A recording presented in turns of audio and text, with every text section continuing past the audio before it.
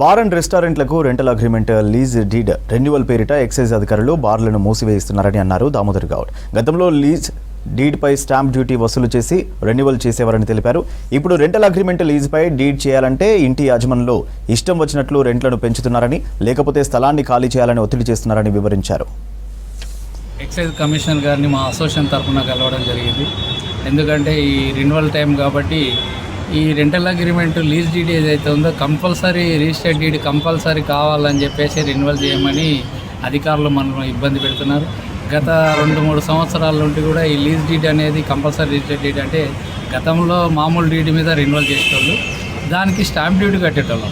ఇప్పుడు కూడా అదే విధంగా చేయాలని మరీ లెటర్లు ఇవ్వడం జరిగింది. ఇప్పుడు కూడా మరి ముఖ్యమంత్రి రేవంత్ రెడ్డికి ఏంటంటే మా బార్ల యొక్క సమస్యలు కొంచెం చిన్న విషయాల్లోనే రిప్రజెంటేషన్ ద్వారా ఇవ్వడం జరిగింది.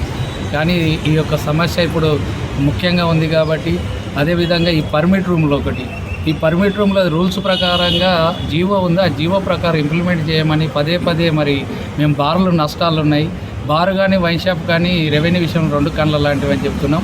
మాకు ఇబ్బందికరంగా ఉన్నాయి, చాలా బార్లు బంద్ చేసుకునే పరిస్థితి అప్పులపాలు ఉన్నాం. కాబట్టి పోయిన ప్రభుత్వము కొంతవరకు న్యాయం చేసింది, ఇప్పుడున్న ప్రభుత్వం కొద్దిగా న్యాయం చేస్తే బాగుంటుందని మీడియా ద్వారా మరి